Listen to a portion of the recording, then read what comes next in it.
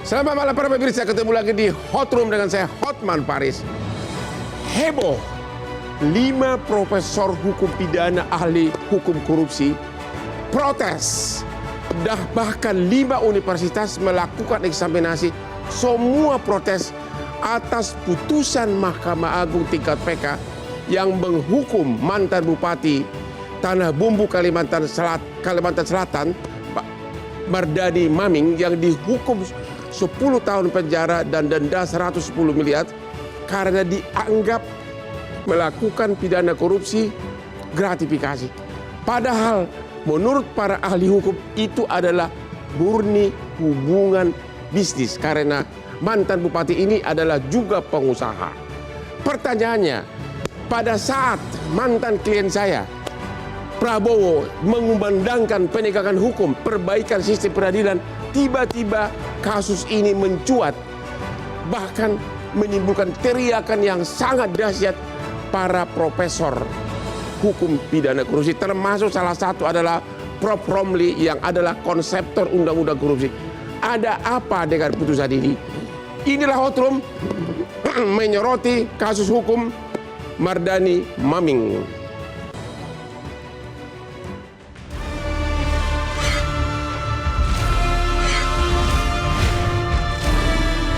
Presiden dan Wakil Presiden terpilih telah dilantik. Presiden Prabowo Subianto dalam pidato perdananya sebagai Kepala Negara di Gedung MPR, DPR, DPD RI pada 20 Oktober 2024 lalu menyatakan komitmennya untuk berani menghadapi dan memberantas korupsi melalui 3 hal, yaitu perbaikan sistem, penegakan hukum, dan digitalisasi. Komitmen kepemimpinan nasional baru terkait perbaikan sistem dan penegakan hukum dalam pemberantasan korupsi ini penting untuk dielaborasi, mengingat selama ini penegakan hukum di Indonesia masih sering dikuasai pihak-pihak tertentu yang mengakibatkan penegakan hukum tidak independen dan tidak transparan, sehingga terjadi banyak kekeliruan dalam penerapannya. Salah satu contoh nyata adalah dengan terungkapnya kasus mantan pejabat Eselon 1 Mahkamah Agung, Zarof Richard, yang diduga sebagai maklar kasus di pengadilan. Maklar kasus tentu tidak hanya dimanfaatkan untuk mengurus dibebaskannya atau diringankannya hukuman seseorang, tetapi bisa juga dimanfaatkan untuk memperberat hukuman atau memidana seseorang yang padahal tidak terdapat bukti cukup untuk menjatuhkan pidana terhadapnya. Dugaan kekeliruan penerapan hukum dalam tindak pidana korupsi yang mengemuka akhir-akhir ini adalah mengenai proses hukum terhadap Mardani Hamaming yang atas tindakannya pada tahun 2011 saat masih menjabat sebagai Bupati Tanah Bumbu, Kalimantan Selatan, menerbitkan keputusan pengalihan izin usaha pertambangan yang kemudian dijatuhi hukuman 12 tahun penjara. Dan kini, peninjauan kembali dari Mahkamah Agung membuahkan hasil. MA mengabulkan permohonan peninjauan kembali, namun tetap menyatakan Mardani Maming bersalah dan menjatuhkan hukuman 10 tahun penjara. Proses hukum Mardani Hamaming ini kemudian menggerakkan para akademisi dari berbagai perguruan tinggi dan aktivis anti korupsi berinisiatif mengadakan pengujian publik terhadap putusan Mardani Hamaming. Apa pandangan guru besar yang menilai putusan hakim ini cacat hukum? Dan bagaimana pemenahan konkret dari penegakan hukum di negeri ini?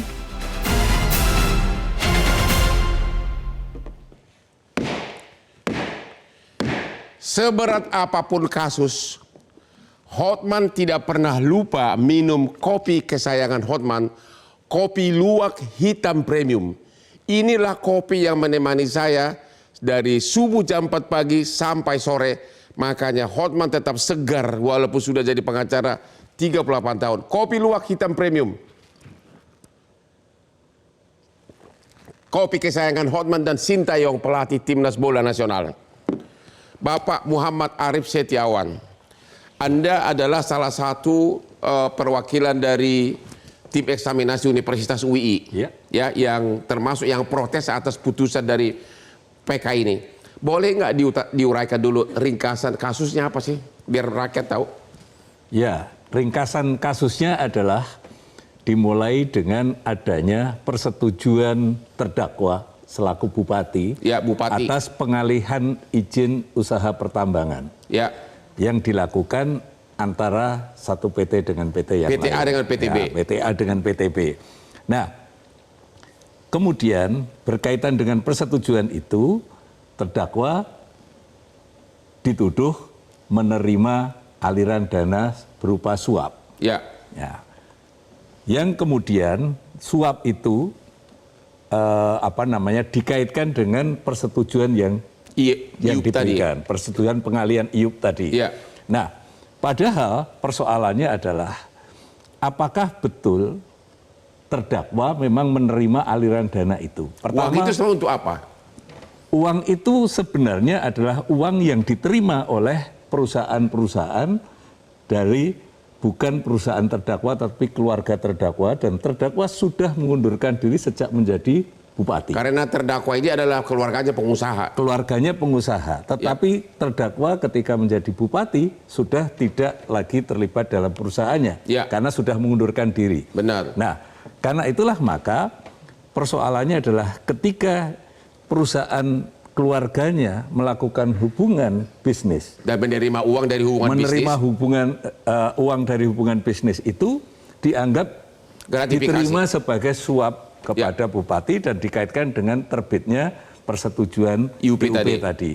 Nah, yang kedua, penerbitan persetujuan IUP-OP tadi dianggap melanggar ketentuan pasal 93 Undang-Undang Minerba. Ya, Padahal setelah dikaji sebenarnya ketentuan tersebut sebenarnya adresat normnya bukan untuk pejabat negara atau penyelenggara negara, karena Ya. di situ adalah larangan pemegang IUP-OP untuk mengalihkan izin yang dimiliki. ya, Berarti di situ kan adresat normnya kan pemegang IUP-OP bukan kepada bupati sebagai penyelenggara negara.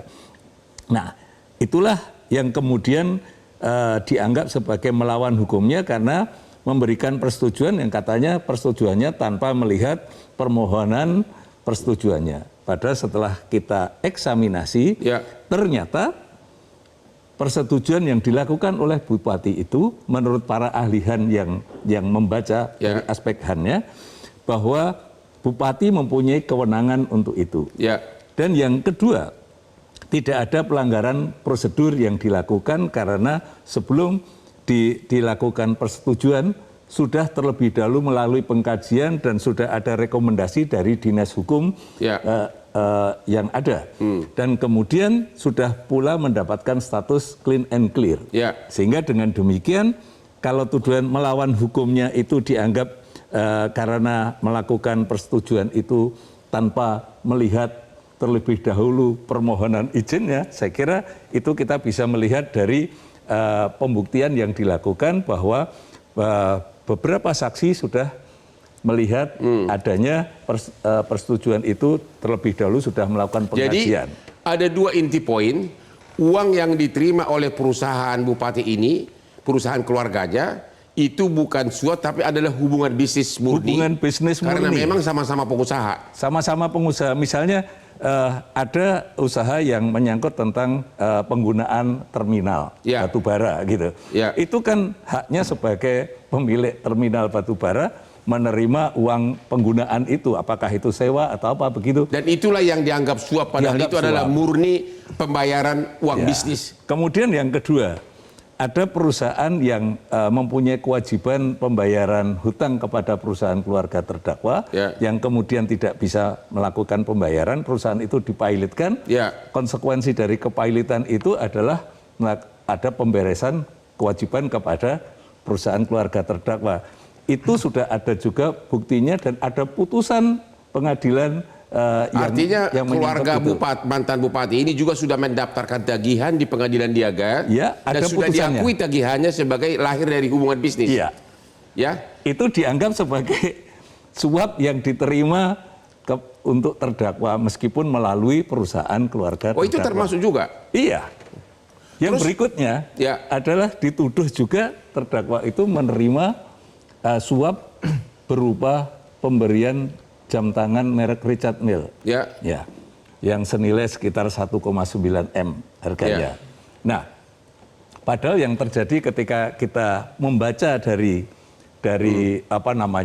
berkas perkara yang kita kaji, sebenarnya itu bukan suap kepada terdakwa karena barang itu masih ada di tangan penjual. Dan yang paling menarik, orang yang dituduh suap itu telah meninggal sebelum penyidikan. Betul. Gitu. Jadi yang jadi saksi siapa? Ya, tidak ada. Tidak ada saksi. Jadi ini suap, tapi hanya ada pihak yang menerima suap. Sedangkan pelaku suap sudah meninggal. Ini menimbulkan aspek hukum yang menarik. Kalau yang diduga pelaku suap sudah meninggal, masih adakah perkara suap? Temu lagi di Hot Room. Jelajahi cara baru mendapatkan informasi. Download Metro TV Extend sekarang.